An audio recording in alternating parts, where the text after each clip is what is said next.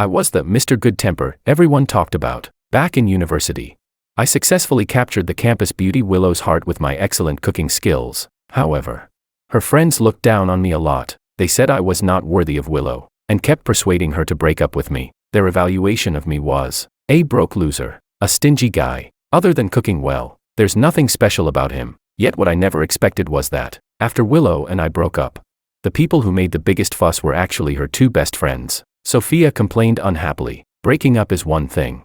But what do you mean by making us cut ties with George?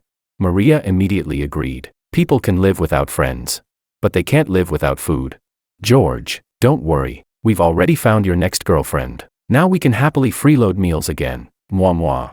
I stood there completely dumbfounded. Chapter 01. I had been Willow's personal cook for 3 years. Every single day, I worked tirelessly from dawn till night making food for her, cooking in the morning, cooking at noon, cooking at night, cooking in the kitchen, in the bathroom, on the table. I truly thought the two of us would keep living this happily forever. But in the end, she still broke up with me. It all started after her crush returned from overseas. We had a huge fight because I refused to let her pick him up at the airport, and I absolutely wouldn't allow her to have dinner with Makoto. On the surface, she agreed obediently, but behind my back, she vented to her friends. I'm seriously so sick of him. Why is he so controlling?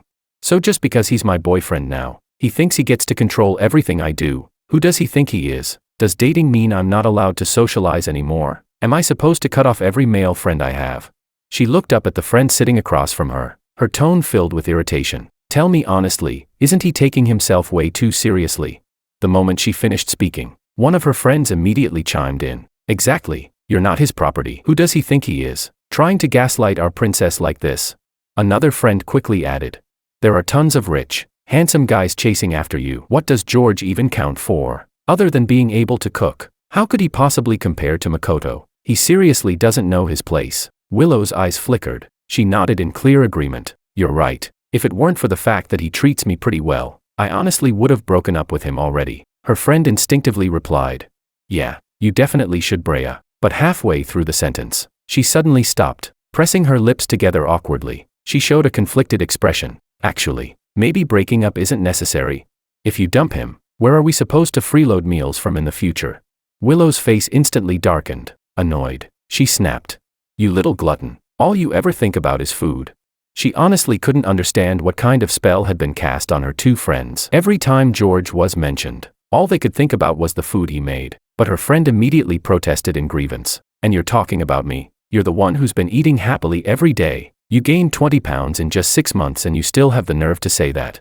That was true. The moment Willow thought about my unbelievably amazing cooking skills, she hesitated again. That night, she sat alone in the private room, spacing out for hours. By the time she came back to her senses, the entire trash bin was overflowing with used tissues. I called her, wanting to pick her up and bring her home. She rejected the call immediately. But after seeing a newly posted dinner photo on Makoto's social media, the last thread of her rationality completely snapped. In the end, she finally made up her mind. With reddened eyes, she sent me a message. George, let's break up. Chapter 02. The moment I saw the message, I was originally devastated. I was even planning to write a 1,000-word emotional essay to desperately beg her to stay, until she sent another message. As compensation, I'll transfer the house in the Beijing suburbs into your name. Holy shit. I instantly calmed down. Without another word, I packed my things and got the hell out. No joke. Housing prices in the Beijing suburbs were insanely expensive. Based on my monthly salary of 8,000 yuan, I'd probably have to start working from the era of Xiangyang's reforms just to afford that house. And that's assuming the mortgage could be passed down through 18 generations of ancestors. As the saying goes, a wise man adapts to circumstances. Taking the money and leaving honestly wasn't anything embarrassing. Besides, looking at it from another angle, if we already broke up, then technically I wasn't being cheated on anymore. The woman who had been dating me for years was basically somebody else's future wife anyway. So, I calmly replied with a simple, okay. Then I immediately rushed to check the property value. Good lord. Looking at that absurd string of zeros, I smiled in satisfaction. At that moment, there was only one thought in my mind. 3 years of being a private chef in exchange for a multi-million property. This deal was absolutely worth it. Thank you, young miss, for helping me achieve financial freedom. But right then, my phone suddenly received another message. It was from Willow's friend, Sophia. George, don't overthink things. Makoto grew up with us too. Willow only sees him as an older brother. Come to the gathering tonight. I saved you a seat. Oh right, George. I'm kinda craving sweet and sour ribs. Remember to bring some for me. Okay. I couldn't help frowning. Back then, I spoiled all of them because they were Willow's friends. No matter who casually mentioned wanting to eat something, I would go grocery shopping half a day in advance and prepare an entire luxurious feast all by myself. But now, my fingers flew across the keyboard, replying quickly and decisively. Sorry, Willow and I already broke up. Stop trying to persuade me. After thinking for a moment, I added another sentence. If there's a chance in the future, I can treat you to dinner alone sometime. Silently, I added in my heart, dinner made of air. Anyone can make empty promises. Chapter 03. Willow moved fast. Just a few days later, she sent someone over with the property certificate. The men spoke stiffly and formally. Mr. Wang, our young miss said she wronged you. She's willing to give you another 500,000 yuan as payment for all the years you spent cooking for her. But, his tone suddenly shifted. His sharp, blade-like gaze locked directly onto me. She also hopes you'll know your place and stop pestering her after the breakup. More importantly, don't harbor any inappropriate thoughts toward the people around her. I rolled my eyes. Right in front of him, I immediately deleted both of Willow's friends from my contacts. I unfollowed and blocked them on every platform one by one. I didn't even spare the university online course app. Seeing how straightforward I was being, he nodded in satisfaction and cleanly handed me a check. 1, 10, 100, 1,000, 10,000, 100,000. I was practically blinded by the endless string of numbers on the check, so excited that I immediately ordered 2 sodas, a giant fried chicken bucket, and an upgraded deluxe jianbing with extra meat, extra sausage, extra egg, and extra fried chicken cutlet, and I didn't even use discount coupons. Being rich really does make you this reckless. That night, even in my dreams, I was smiling while counting money. For several months afterward, I never saw Willow or her friends at school again. Honestly, it made sense. We were originally people from completely different worlds. Once the romantic relationship disappeared, our lives naturally drifted onto entirely separate paths. Sometimes during class, when I accidentally noticed a girl carrying the same LV bag Willow used to have, I would zone out for a moment and think, maybe she was already together with the love of her life now. Chapter 04. It was not until that weekend. I was lying comfortably in my villa, air conditioner blasting, beer in hand, happily preparing myself a rich lunch while enjoying the pleasure that money could buy, when sudden urgent knocking came from the front door. The moment I opened it, I was stunned to see Willow's 2 friends standing outside. Confused, I asked, "What are you 2 doing here?" The 2 of them exchanged glances as if they had rehearsed this beforehand. Then with a loud thud, both instantly dropped to their knees in front of me. One tightly hugged my left leg while the other wrapped herself around my right leg, crying dramatically with incoherent sobbing noises. Sophia choked out through tears. "George, how could you heartlessly abandon us like this? Do you even know how we've been surviving without you? Breaking up is one thing, but how could you block the 2 of us too?" Maria also started crying. "Ever since you disappeared, the private chefs at my house compared to your cooking are like heaven and earth. Their food makes me want to throw up." The 2 of them shook me so hard I nearly lost my balance. I was completely dumbfounded. Sophia's voice trembled pitifully as she sobbed. "I've already lost 2 pounds from starving. Look."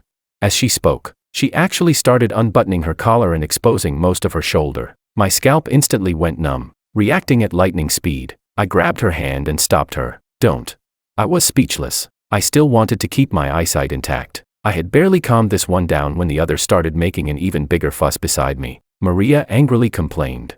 "That shameless Willow. Breaking up herself wasn't enough, she even forbade us from coming to see you. I had to ask around everywhere just to find out you lived here. I almost got caught by her." As she spoke, her eyes casually drifted toward the dining table. Then she sighed dramatically. Searching for you made my blood sugar drop. I left home too quickly and forgot to eat." She swallowed hard, her voice growing softer and softer. "If only I could eat some delicious hot rice right now." Sophia immediately followed up. "And curry shrimp would be even better." Watching the 2 of them coordinate perfectly like a comedy duo, I finally couldn't hold back my laughter. I waved my hand helplessly. All right. Stop standing at the door and come inside to eat." They had even deliberately shown up exactly at mealtime. Did they seriously think I couldn't see through their little scheme? The instant I finished speaking, their eyes lit up. Within 1 second, both rich girls charged straight inside. The 2 spoiled heiresses grabbed the chopsticks on the table and immediately started stuffing food into their mouths. Cheeks puffed full, too busy eating to even talk. Looking at these 2 food addicts in front of me, I couldn't help curling my lips into a smile. Honestly, it was pretty amusing. I shook my head and said, "Slow down, nobody's fighting you for it." Chapter 05. After eating and drinking to their heart's content, the two of them finally explained why they had come. Sophia said, "George, this time we came to deliver you a new girlfriend." I almost spit out the mouthful of tea I had just picked up. I froze on the spot, seriously suspecting my hearing had malfunctioned, but the two of them became more and more excited the longer they talked, taking turns speaking over each other. Maria said, "We already sold the old one on the second-hand market. The girl we picked for you this time is absolutely your type: tiny waist, long legs, perfect curves, and most importantly, big boobs. You'll definitely love her." Stop, stop, stop. I quickly raised my hand to interrupt them. "No, seriously, did you two eat too much and lose your minds? You two are Willow's friends." I pointed at them, then at myself. "And you're bringing me a girlfriend?" Sophia nodded with a completely serious expression. "Of course, a person can live without friends, but they can't live without good food." She looked at me earnestly. "George, don't worry. For the sake of eating your cooking for the rest of our lives, we're sticking with you no matter what." Maria immediately cut in. "Don't reject us so quickly. Every girl we picked is top-tier beauty material, guaranteed to suit your tastes." She skillfully pulled out her phone and shoved a photo in front of me. "Look, she's even prettier in real life than in photos." I lowered my head to look. The woman in the picture wore a black trailing gown. Her features were exquisite, her temperament cold and elegant, the perfect untouchable ice queen type. She really was beautiful, completely my type. My expression wavered a little. Willow had only said I wasn't allowed to make moves on people around her. She never said other people couldn't volunteer themselves. The two girls' eyes instantly lit up, immediately energized. They said, "George, we already arranged everything. Come on, let's go right now." Before I could even react, the two of them dragged me outside by force. I resisted desperately. "Hey, what are you trying to do? Hey, stop it, stop. Sigh, you two are seriously ruining my life here." Half an hour later, the car stopped in front of a manor surrounded by forest. The iron gates slowly opened, revealing a massive villa inside that looked more like a miniature palace. The more I looked, the more familiar it felt. I couldn't help clicking my tongue in disbelief. "Just what kind of person are you introducing me to?" The two of them smiled mysteriously. "You'll know once you go in, brother-in-law." As they spoke, they pushed me toward the main building. The moment the door opened, I crashed directly into a woman who had just walked down the staircase. She wore a thin bathrobe loosely wrapped around her body. The collar hung slightly open, exposing delicate collarbones and a small stretch of pale skin. Her damp hair was casually pinned up, with a few wet strands clinging to the side of her long neck. Her entire body radiated a lazy, effortless sensuality. I stared so hard my eyes nearly went straight. I almost forgot how to breathe. She didn't speak immediately. First, she glanced at the two girls beside me. Then her gaze slowly returned to my face. A faint teasing smile curved at the corner of her lips. Her voice was alluring, carrying a hint of playful amusement as she said, "Seen enough yet? If not, come a little closer, you'll get a better look." Chapter 06. My face instantly burned red. Beside me, Sophia burst out laughing. "Sis, stop teasing him already. He's an honest guy, he can't handle this kind of flirting." "Sis." I froze for a moment. Could she actually be Sophia's cousin, the legendary Sue family heiress, the crown princess of high society, Anna Sue? The Sue family was one of the country's top technology giants, a true elite family standing at the very top of the pyramid. As for Anna herself, she had practically been raised like royalty since childhood. She debuted at 16, held her own solo concert at 18, and made the Forbes celebrity list by the age of 20. Northwest wonder the place had looked familiar before I even entered. Wasn't this the sky-high luxury villa that had once been auctioned off publicly? Before I could recover from the shock, I heard Anna let out a low chuckle. "Calling him brother-in-law already? Isn't that a little too early?" Sophia rolled her eyes dramatically at her cousin and replied with complete disdain, "Oh please, sis, stop pretending. The moment you heard he broke up, you immediately rushed me to set you two up together, and now you're acting like some innocent pure-hearted maiden, MMPH.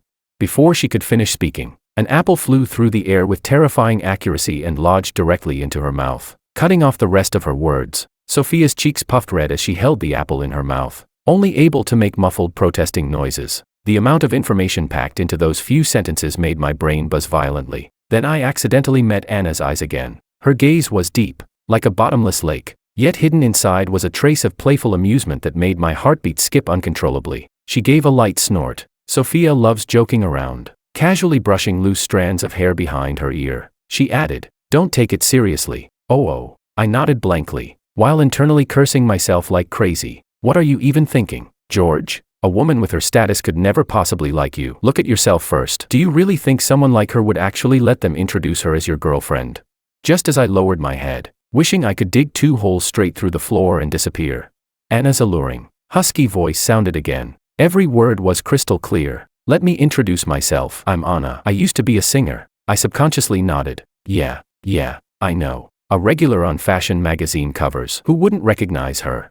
She continued. 23 years old, 170 centimeters tall, 60 kilograms, and also, she paused slightly. Her gaze never left my face, as if checking whether I was actually listening. Then she calmly added, 36D. 3 question marks popped up above my head. What did that even mean?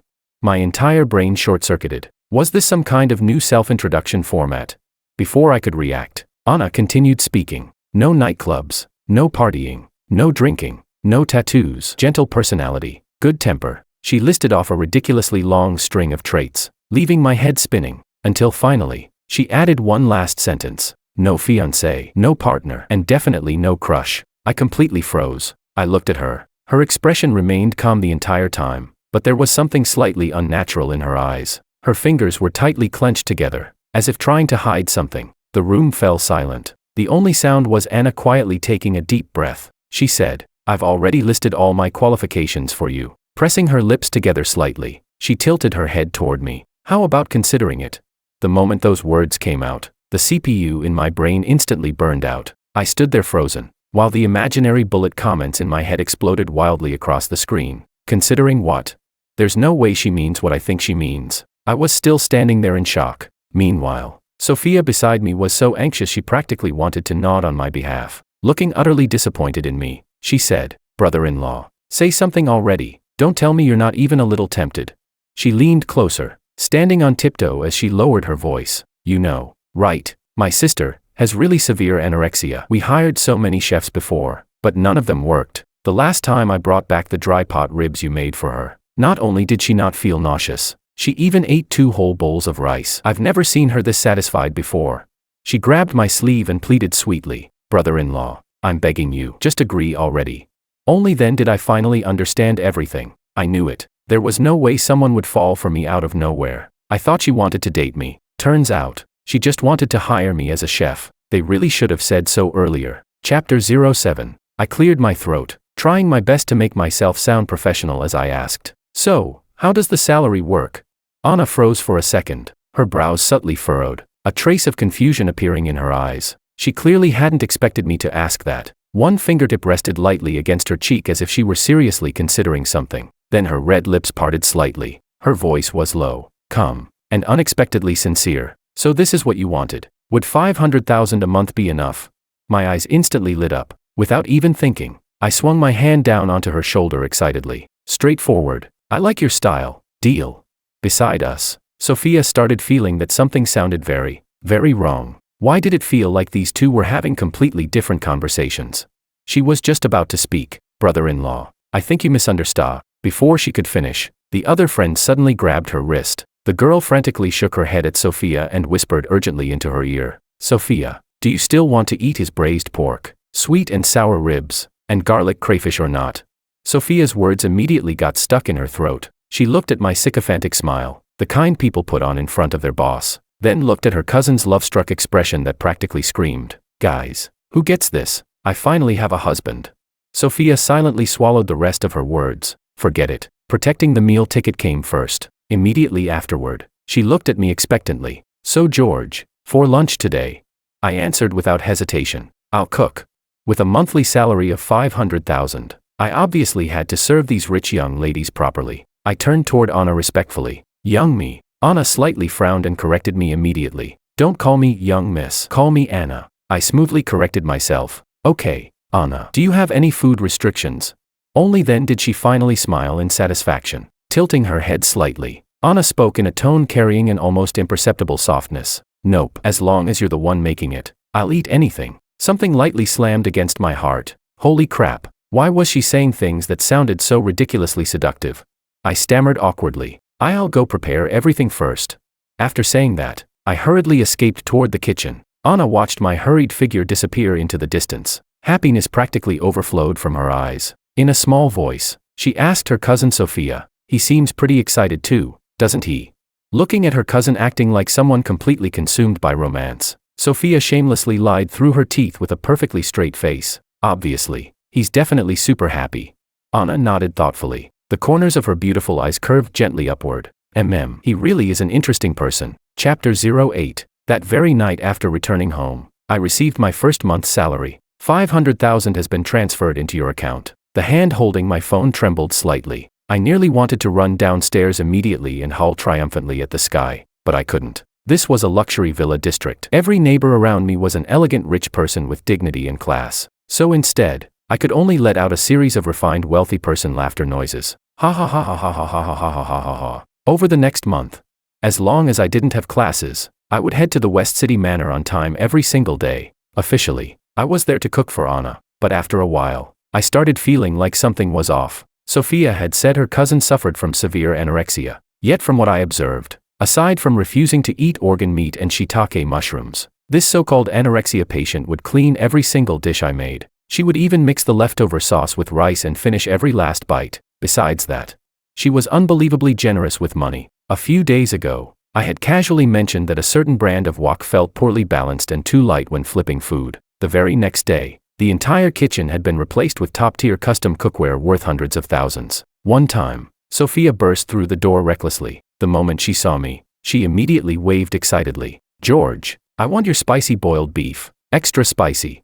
I had just opened my mouth to respond when Anna's gaze swept over. Her eyes instantly turned ice cold, scaring Sophia stiff on the spot. Anna said coldly, "You're ordering dishes now? Do you even know basic manners? Acting so spoiled without any respect. If this happens again, forget about getting your allowance." Sophia immediately wilted, pouting awkwardly. She didn't dare say another word. At that exact moment, my heart skipped a beat. I worked here. Wasn't it completely normal for guests to request dishes?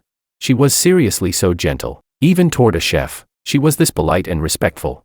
Unlike Willow, who always acted superior and bossed me around like I was beneath her, Anna, she really was different. Chapter 09. That afternoon, I had just finished class when I suddenly received a message. "Tonight at 8 p.m. come to the Sue family banquet at Swan International." By the time I walked outside, the driver was already waiting at the entrance. Under the shocked gazes of my classmates, I stiffly climbed into the Maybach, completely confused. Why would a Sue family banquet need a chef like me there? Oh, maybe they wanted me to stir-fry a few dishes or something. When I arrived at the venue, I originally planned to go find Sophia first, but suddenly, my footsteps stopped. Not far away, Willow was leaning against the man beside her. The expression on her face was something I had never seen before: shy, clingy, and completely love-struck. That man was her male god, Makoto. At that moment, the two of them were surrounded by people like stars being worshipped by the moon. The instant Willow saw me, she froze. Then she frowned and walked toward me almost instinctively. "George, why are you here? Did you come to see me?" Willow wore a pink mermaid gown. Her pale skin practically glowed. Her hair was meticulously pinned into an elegant bun, exposing her slender swan-like neck. She looked beautiful, like a princess. Standing beside her, I looked like we didn't even exist in the same layer of reality. Looking at her now, I suddenly found it a little funny. She probably thought I showed up here to beg for reconciliation. I shook my head and calmly asked instead, "Miss Lou, why do you think I'm here?" She rolled her eyes, looking too lazy to bother with me. Willow sneered lightly. "How would I know?" "Oh, what? Did you come here to work part-time as a chef?" I choked for a second. Well, you know what?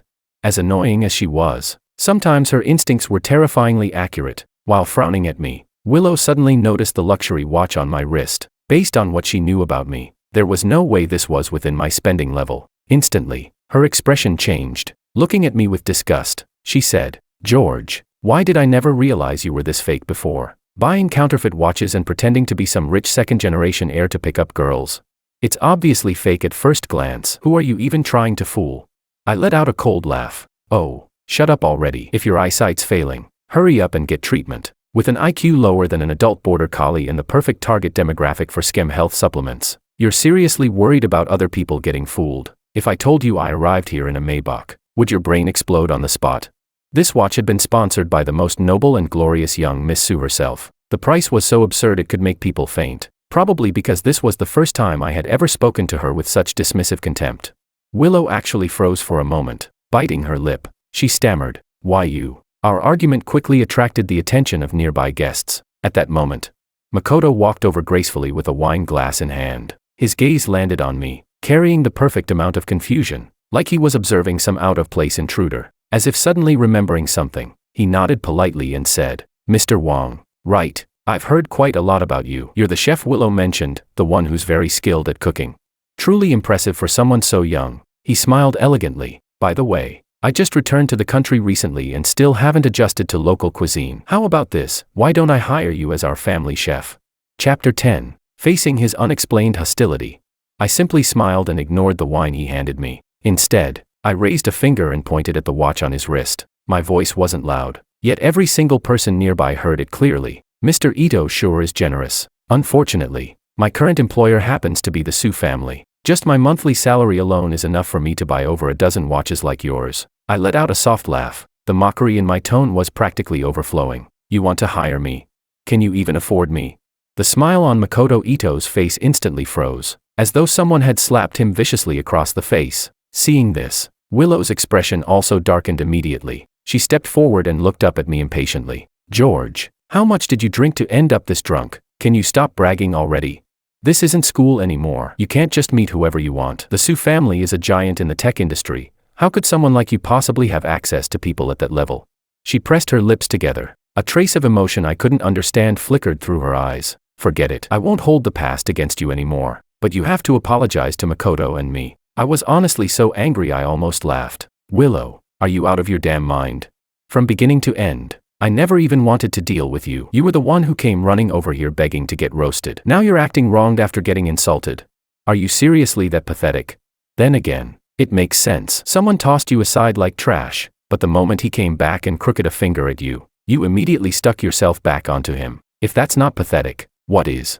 The very next second, before I could even react, Willow grabbed a glass of red wine from a nearby tray and splashed it directly at me. The red liquid poured down from my hair and covered my face. I slowly raised my hand and calmly wiped the wine off. Lately, Willow had probably been spoiled silly by Makoto, turned into some Barbie doll who thought the whole world was supposed to cater to her. Smack. Without hesitation, I slapped her clean across the face. "Ah!" Willow screamed and clutched her cheek. Her voice trembled with disbelief. "You actually dared to hit me."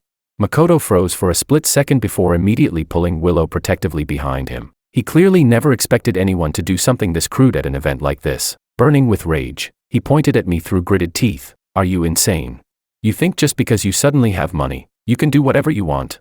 Right at that moment, a cold voice suddenly sounded from behind the crowd. "That's right. He absolutely can do whatever he wants." Chapter 11. Anna pushed through the crowd and walked straight to my side. She didn't even spare the two of them a glance. After taking the wine-stained suit jacket from my shoulders and confirming that I wasn't hurt, her expression finally softened slightly. Meanwhile, Willow stood frozen in place. Her heart pounded violently, as though something was rapidly slipping out of her control. She simply couldn't believe it. Anna, the woman treated like the absolute pinnacle among wealthy socialites and heiresses, was publicly standing this close to George, the poor guy Willow herself had dumped. "Anna." Willow paused. She didn't even care about the swelling on her face anymore. "You know this abusive man." Only then did Anna finally raise her eyes and glance at her indifferently. "So rude. You should call him brother-in-law." Brother-in-law. Willow's mind exploded with a loud buzz. Her brain instantly went blank. Anna ignored her completely and simply grabbed my hand to leave. Her movements were natural and intimate, paying no attention whatsoever to the uproar spreading through the crowd. In a low voice, she only asked, "Are you all right?" I shook my head blankly. What could possibly happen to me? I wasn't the one who got slapped. "Anna."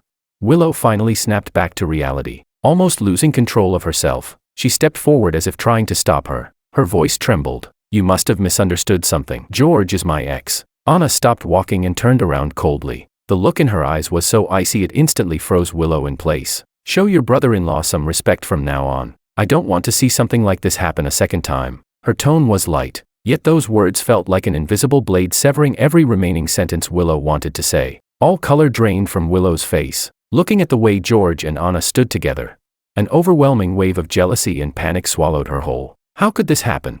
Chapter 12. Sadly, in the end, I still didn't get the chance to stir-fry even 2 dishes before returning to the manor. But the moment we stepped through the entrance, Anna suddenly threw herself into my arms. She buried her face against my neck. Her voice sounded soft and aggrieved. "Do you know how worried I was when I couldn't find you anywhere? The moment I came downstairs, I heard you got into a fight. Did that Makoto guy lay a hand on you? My heart skipped violently, almost stiffly. I shook my head and looked down at her. No. Avoiding her gaze, I unconsciously tightened my fingers. In a low voice, I said, "Thank you for helping me out today." Anna smiled faintly. "Why are you thanking me?" "That's what I'm supposed to do." The atmosphere gradually became ambiguous. Warmth and playful tenderness shimmered in her eyes. Then Anna asked, "So, when do I officially become your girlfriend?" I froze. My brain completely failed to process what she meant. Officially become what? The smile on her face stiffened for a moment. Then she frowned in disbelief. "A while ago, didn't I ask whether you'd consider becoming my boyfriend? And didn't you say you'd think about it?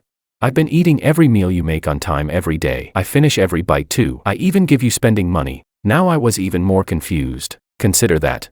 I thought you were asking me to consider becoming your personal chef." The room fell silent for several seconds. Anna stared blankly for a moment, then suddenly burst out laughing. She laughed so hard she nearly bent over, and finally poked my chest helplessly. "George, are you actually dumb?" Awkwardly scratching my head, I looked at the amusement overflowing in her eyes and said embarrassedly, "I cook for you every day, clock in and out on schedule, and you never said anything else." Standing on tiptoe, she wrapped her arms around my neck. Her sweet scent brushed lightly across my nose. Her voice sounded alluring and dangerously charming. "Well, now you know. George, I like you. I want to spend the rest of my life with you. Ever since the first time I saw a photo of you and Willow together online, I was jealous to the point of going crazy. Thankfully, she's an idiot, so the moment you two broke up, I immediately came looking for you." She looked at me softly. "So, will you be with me?" Holy crap. Why didn't you say so earlier? I quickly covered her mouth, afraid she might say something she'd regret. Mwah, smack. Wet sounds echoed through the room. Between tangled breaths and intertwined lips, Anna was kissed until she could barely breathe. She could only cling tightly to my shoulders, letting me pull her deeper and deeper into the moment. Chapter 13. After we officially got together, Anna became especially clingy, particularly at night. I started getting sleepy constantly during class, to the point that even my professors gave me several strange looks. In the end, I could only use my graduation thesis as an excuse to hide from her for over half a month. But some things were impossible to avoid forever. That day, I was just about to head home, when Willow suddenly rushed out and blocked my path halfway there. After only 1 month apart, she looked like an entirely different person. She had lost a shocking amount of weight. Dark circles stained the area beneath her eyes, and the glamorous confidence she once carried was completely gone. Before I could react, she grabbed tightly onto my sleeve. Her voice sounded sharp and hoarse as she cried out, "George, are you really together with Anna now? You're lying to me, right? I know I was wrong. I was too immature before. Can you give me one more chance?" I couldn't be bothered listening to her nonsense. I raised my hand, preparing to shake her off, but she refused to let go. The moment I struggled, my sleeve ripped open with a tearing sound. I frowned and said coldly, "Willow, let go. Don't force me to get physical." "I won't let go." Her eyes were red. The entire woman radiated the unstable energy of someone on the verge of breaking down. She shouted, "Anna is just lying to you. She only seduced you because she hates me. She doesn't truly love you at all. Please, just give me one more chance. Okay, I'll never contact Makoto again. From now on, I'll listen to everything you say. Okay." Recently, her life had been an absolute disaster. After offending Anna, the Liu family company suddenly had a huge number of business partners terminate their contracts overnight, suffering devastating losses. And after hearing the news about the Liu family's crisis, Makoto simply disappeared. Only then did Willow Liu finally discover the truth. The Ito family had already gone bankrupt long ago. His return to the country was merely to find a wealthy woman suitable for marriage who could help him rebuild his status. And Willow was no longer within his range of consideration. After being tormented non-stop for an entire month, Willow's stomach illness had also fully relapsed. Looking at her miserable state now, I only found it laughable and pathetic. I couldn't feel even the slightest trace of sympathy. "You should understand something clearly." I looked at her coldly and spoke word by word. "You were the one who suggested breaking up. You were also the one who treated me like a substitute. Willow, everything you've ever had, you never knew how to cherish, and now you regret it. What exactly are you pretending for?" I had zero interest in wasting more words on her. I forcefully pulled my hand free and turned around to leave, but she stubbornly shouted behind me, "You're not allowed to go." Chapter 14. Sophia suddenly popped out from who knows where and smacked Willow's hand away irritably. "Willow, aren't you going a little too far?" The moment Willow saw her, her eyes instantly filled with resentment. Biting her lip, she said, "You were the one who introduced him to Anna. You stabbed me in the back, Sophia immediately hid behind me, as if fully confident I would back her up. She shot back righteously. Willow, that's just wrong. You were the one who didn't treasure him, and now you don't even allow him to move on. What? After breaking up with you, he's supposed to stay single forever and keep acting like your simp backup option? You seriously think you're some princess that the entire world has to revolve around? Are you really that desperate for simps? How about getting a husky instead? It can wag its tail at you all day and obey every command you give. She rolled her eyes dramatically before continuing. At worst I'll apologize to you. I'm not wrong. You're not right. It's all my fault. Okay.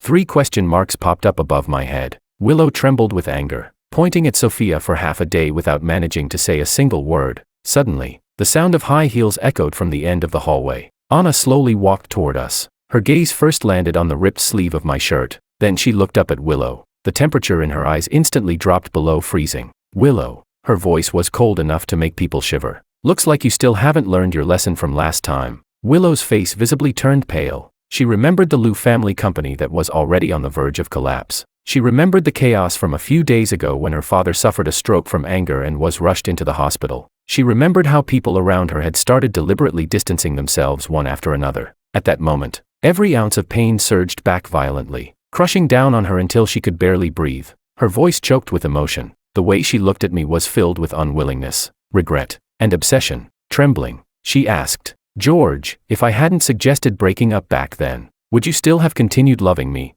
My voice remained perfectly calm without the slightest ripple. No, our relationship had started with deception from the very beginning. From the moment she treated me as Makoto's substitute, there was never any future left for us to speak of. Real love was never about pathetic people-pleasing or endless one-sided sacrifice. And by now, I was no longer the man who would wait for her to turn back. Chapter 15. Half a year later, we rented out an entire private island to hold our wedding. On the wedding day, the sea breeze carried rose petals across the red carpet. Anna wore a custom-made wedding gown, smiling brightly as she held onto my arm and walked forward with me. Below the stage, Sophia gnawed on a lobster leg while tearfully wiping her eyes in emotion. Choking back sobs, she cried, "Thank you to my dear sis for delivering such an amazing brother-in-law. Sis, you're truly generous."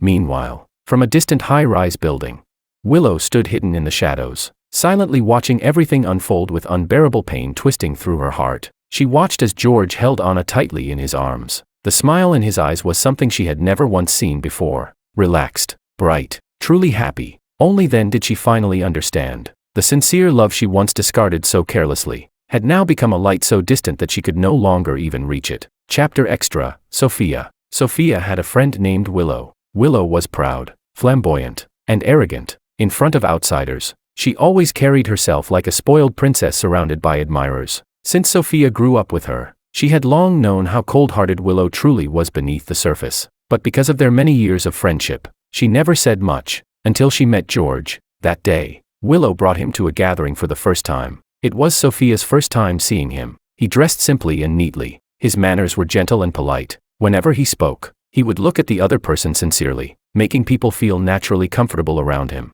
At later gatherings, he was always the one driving Willow back and forth, but the dishes he carefully cooked for her, the soups he slowly prepared for hours, were casually tossed aside by Willow while she excitedly chatted with Makoto instead. Sophia witnessed situations like that many times. In front of friends, Willow constantly belittled George, saying he was just a poor loser who could never compare to her ex-boyfriend Makoto. But Sophia thought George was genuinely a good person. At one drinking party, a rich second-generation heir kept forcing drinks on her under the excuse of joking around. The entire table laughed and cheered along. No one noticed how uncomfortable she was becoming, except George. Without saying a word, he quietly switched her alcohol with water. There were countless little moments like that. Maybe George himself didn't even remember helping someone. Later on, Sophia truly couldn't stand it anymore, so she told her cousin Anna everything Willow had done. At the time, Anna didn't say a single word. She only asked for George's social media account and quietly followed him. Then later,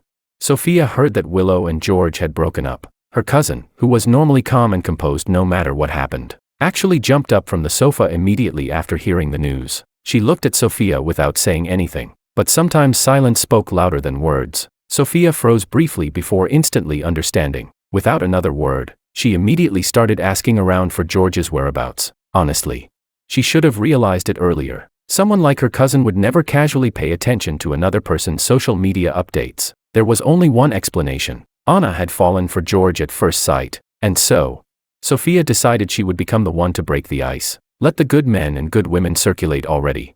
Mr. Good Temper shouldn't end up with Miss Time Bomb. Only Miss Good Temper deserves Mr. Good Temper.